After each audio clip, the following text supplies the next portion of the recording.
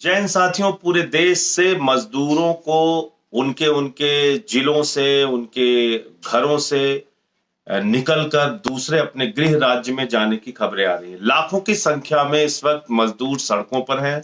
वो अपने परिवार के साथ, छोटे छोटे बच्चों के साथ या रेलवे ट्रैक पे निकल चुके हैं, या हाईवे पे निकल चुके हैं, ट्रकों से जा रहे हैं, या फिर अपने निजी साधनों से जाने का प्रयास कर रहे हैं, और उनको जगह जगह रोका भी जा रहा है। हम लोगों ने कल खबर देखी कि राजस्थान और उत्तर प्रदेश के बॉर्डर पे, आगरा के पास, यूपी पुलिस और राजस्थान पुलिस इस बात को लेकर आपस में झगड़ गई, लड़ाई करने लगी कि हम, उत्तर प्रदेश पुलिस ने कहा कि हम राजस्थान से पैदल आने वाले जो लोग थे, उनको, जो मजदूर थे, जो मजबूरी में इस मुसीबत की घड़ी में पैदल चल के आ रहे थे, उनको भी प्रवेश करने से रोक दिया। पूरे देश में जान जोखिम में डालकर मजदूर, गरीब आदमी अपने अपने घरों को निकल पड़ा है, पैदल चलने के लिए वो मजबूर है। लेकिन अगर केंद्र सरकार की बात करें, अगर रेल मंत्रालय की बात करें, तो रोज नए जुमले लेके आ जाता है, रोज नए झूठ बोलने के लिए सामने आ जाते हैं। अब मैंने कल देखा कि पीयूष गोयल जी, जो रेल मंत्री हैं, वो कह रहे हैं कि वो 300 ट्रेन चलाने के लिए तैयार है। ताली बजाओ सब लोग, ताली बजाइए, थाली बजाइए, 300 ट्रेन चलेगी। अरे भाई, रेल मंत्रालय के पास, रेलवे के पास 19,000 ट्रेन प्रतिदिन चलाने की क्षमता है। यानी 2 करोड़ यात्रियों को रेल मंत्रालय, रेलवे प्रतिदिन एक स्थान से दूसरे स्थान पर पहुंचा सकता है। अगर आप 2 करोड़ लोगों को एक स्थान से दूसरे स्थान पर पहुंचा सकते हैं प्रतिदिन, तो आप मुझे बताइए, ऊंट के मुंह में जीरा क्यों? 300 ट्रेन चला के आप इन मजदूरों को कितने दिनों तक परेशानी में रखना चाहते हैं? कितने दिनों तक उनको पीड़ित करना चाहते हैं? कितने दिनों तक उनको रेलवे ट्रैक पर मरने के लिए मजबूर करना चाहते हैं? कितने दिनों तक उनको हाईवेज पे रोड एक्सीडेंट का शिकार होने के लिए मजबूर करना चाहते हैं? कितने दिनों तक आप उनकी गरीबी का मजाक उड़ाएंगे? आप मुझे बताइए, ये 300 ट्रेन चलाने की नौटंकी की वजह से फिर एक बार भगदड़ होगी, फिर एक बार भीड़ इकट्ठा होगी। आप सीधे सीधे 19,000 ट्रेन आपके पास है। मैं मानता हूं अगर पूरे हिंदुस्तान में 50 लाख मजदूर भी इस मुसीबत की घड़ी में अपने घर जाना चाहते होंगे, तो एक दिन के अंदर रेल मंत्रालय और पीयूष गोयल और रेलवे, उनका विभाग, एक दिन में सारे मजदूरों को उनके घर पहुंचा सकता है। एक दिन के अंदर। यात्रा के, रेल के चलने में जो समय लगे वो एक अलग विषय है, लेकिन एक दिन के निर्णय में अगर 19,000 ट्रेनों को चलाने का निर्णय ले लिया जाए, और अधिकतम आप सोशल डिस्टेंसिंग का भी खूब पालन कीजिए, 50 लाख मजदूरों को भी, क्योंकि जब यात्री चलते हैं 2 करोड़, तो उसमें तमाम होता है, व्यापारी भी होता है, घूमने जाने वाले भी लोग होते हैं, स्टूडेंट्स भी होते हैं, तमाम तरीके के। इस समय लॉकडाउन की स्थिति है, तो आप ये मान के चलिए कि सिर्फ और सिर्फ मजदूर, गरीब, पीड़ित लोग जो इस समय अपने घर जाना चाहते हैं, उनकी संख्या अधिकतम 50 लाख से ज्यादा नहीं। और अगर रेल मंत्रालय चाह ले तो 19,000 ट्रेनें उसके पास एक दिन चलाने की है, वो एक दिन में सारे मजदूरों को उनके घर पहुंचा सकता है, लेकिन नहीं करेगा। गरीब आदमी को और पीड़ा में झोंकना है, खाली बड़ी बड़ी बातें करना है, जुमला बोलना है, ताली थाली बजवाना है, लेकिन उनके मदद के लिए कभी आगे नहीं आना है। ये जो सबसे बड़ी चीज सामने देखने को मिल रही है, ये जो रवैया केंद्र सरकार का देखने को मिल रहा है, ये बहुत दुर्भाग्यपूर्ण है। हवाई जहाज से आप विदेशों से लोगों को बुला सकते हैं, चलिए आपने बुलाया, अच्छी बात है, जो भारतीय विदेश में फंसे थे। आपने अभी फिर से एक बार वंदे मातरम मिशन शुरू कर दिया है विदेशों से हिंदुस्तान लोगों को लाने के लिए, अच्छी बात है। आपने कोटा में फंसे हुए स्टूडेंट्स को अपने अपने राज्यों में, वहां की सरकारें लेके गई, उसकी आपने अनुमति दी, अच्छी बात है। इन मजदूरों के बारे में कब सोचेंगे, कब जगेंगे आप? 16 लोगों की ट्रैक पे जान चली गई औरंगाबाद में, 42 लोगों की रोड एक्सीडेंट में जान चली गई। उनके लिए आपके पास पैसा नहीं है, उनके लिए कोई योजना नहीं है। 68,000 करोड़ रुपए नीरव मोदी, मेहुल चौकसी जैसे 50 पूंजीपतियों का ये, मजदूरों को जब पैकेज देने की बात आती है, पैसा देने की बात आती है, तो सरकार हाथ खड़े कर लेती है। ये कैसी सरकार इस देश के अंदर चल रही है? आप मुझे बताइए, एक व्यक्ति पे अगर 1,000 रुपए का भी खर्चा आप मान लीजिए, और मान लीजिए कि 50 लाख मजदूर अपने घर जाना चाहते हैं, तो कितना खर्चा आएगा? मात्र 500 करोड़ रुपए। पीएम केयर्स में हजारों करोड़ रुपए लोगों ने चंदा दे दिया है। 30 लाख करोड़ रुपए का देश का बजट है, देश की सरकार का बजट 30 लाख करोड़ रुपए है। उस 30 लाख करोड़ रुपए में से 500 करोड़ रुपए का पैकेज भी इन गरीब मजदूरों के लिए नहीं निकल सकता है। इन गरीब मजदूरों को उनके घर पहुंचाने के लिए 500 करोड़ का इंतजाम सरकार नहीं कर सकती है। वो सरकार जो गुजरात के अंदर 190 करोड़ रुपए का रूपानी मुख्यमंत्री के लिए जहाज खरीदती है, 190 करोड़ रुपए का जहाज खरीदने का पैसा आपके पास है, अनाप शनाप खर्च करने का पैसा आपके पास है, हजारों करोड़ रुपए लुटाने बहाने का पैसा आपके पास है, 68,000 करोड़ रुपए पूंजीपतियों का माफ करने का पैसा आपके पास है।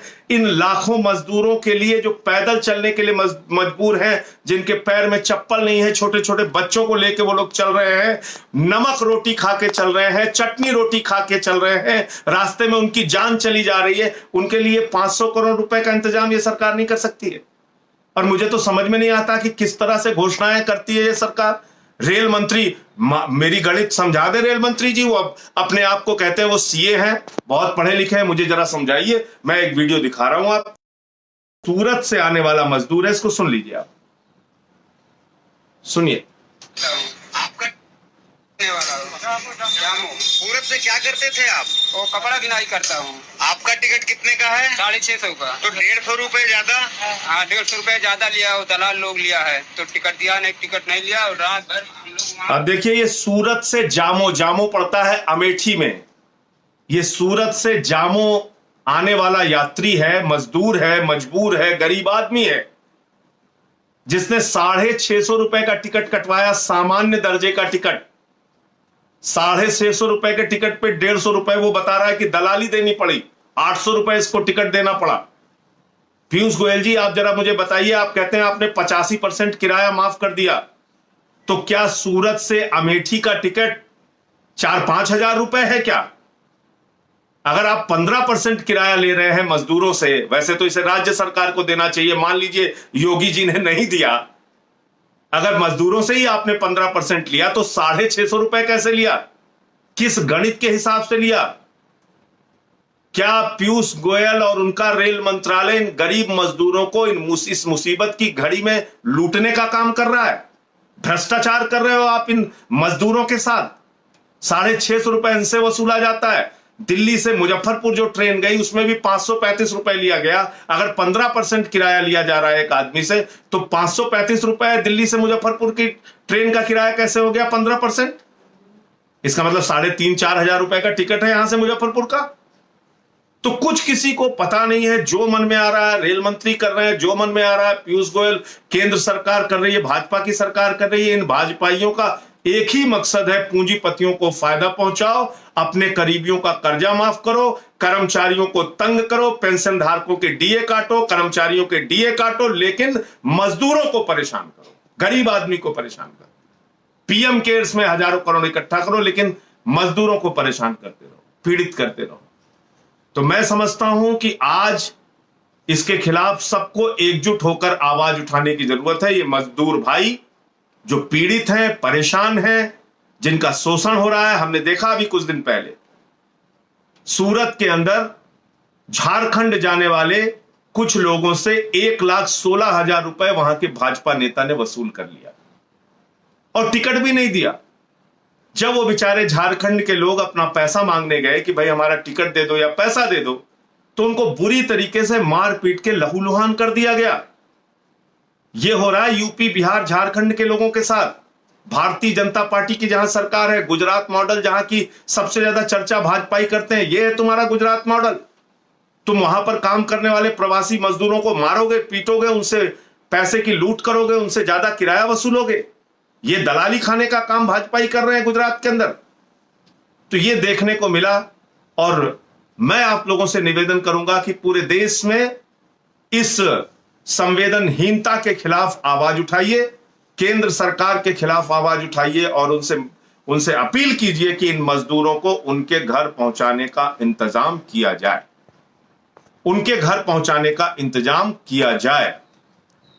इसके अलावा कोई आज उत्तर प्रदेश के अंदर आम आदमी पार्टी की जितनी इकाई है, सभी जिलों के अंदर हमारे साथी उपवास पे बैठे हैं दिन भर के, और वहां मसला यह है कि योगी आदित्यनाथ ने ये जो 1200 किलोमीटर पैदल चल के यात्री लोग मजदूर अपने घर जा रहे हैं, उन मजदूरों का, श्रमिकों का कानून ही बदल दिया। कह दिया 3 साल तक श्रम कानूनों में पूरी तरह की ढील, और 12 घंटे भी उनसे कोई मालिक चाहे उनका तो काम करा सकता है। अब आप मुझे जरा बताइए कि एक तरफ तो वो बेचारे इतने मजबूर हैं कि 1200 किलोमीटर, 1000 किलोमीटर, 800 किलोमीटर पैदल चल के जा रहे हैं, और उन्हीं श्रमिकों के खिलाफ भाजपा सरकार की ये सोच है, योगी बाबा की ये सोच है कि उन्होंने श्रम कानूनों में बदलाव कर दिया। मध्य प्रदेश के अंदर, उत्तर प्रदेश के अंदर 3 साल के लिए श्रम कानून स्थगित कर दिए गए। गजब हाल है। आपको कोई और नहीं मिला। शोषण करने के लिए सिर्फ मजदूर, पीड़ित करने के लिए सिर्फ मजदूर, सड़क पे मरने के लिए सिर्फ मजदूर, पटरी पे मरने के लिए सिर्फ मजदूर, और कानूनों में बदलाव, उनका शोषण करने के लिए सिर्फ मजदूर वर्ग आपको मिला। तो ये हमारे जो ढोंगी बाबा हैं उनकी एक नापाक कोशिश है, जिसके खिलाफ आज उत्तर प्रदेश की हमारी पार्टी की इकाई हर जिले में उपवास कर रही है और ज्ञापन भेज रही है योगी आदित्यनाथ को। आप सभी साथियों के जज्बे को सलाम है। हम मजदूरों की आवाज उठाते रहे हैं, उठाते रहेंगे। बिहार के साथियों से भी कल चर्चा हुई है। बिहार के साथी भी अपने अपने जिले के अंदर लोकतांत्रिक ढंग से अपने घर पर ही बैठ के अपना विरोध दर्ज कराएंगे, और नीतीश कुमार की सरकार को इस बात के लिए मजबूर करेंगे कि जो मजदूर मजबूरी में, गरीबी में, आर्थिक तंगी के कारण फंसे हैं दूसरे राज्यों में और वो बिहार आना चाहते हैं, अपने घर आना चाहते हैं, उनको बुलाने का इंतजाम बिहार की नीतीश सरकार करे। इस बात के लिए वो लोग भी अपने स्तर पर प्रयास करेंगे, आंदोलन करेंगे। मैं आप सबको निवेदन करता हूं, विनती करता हूं पुनः कि आप लोग इन मजदूरों की, इन मजबूरों की, इन गरीबों की आवाज को बुलंद करें। जय हिंद, इंकलाब जिंदाबाद।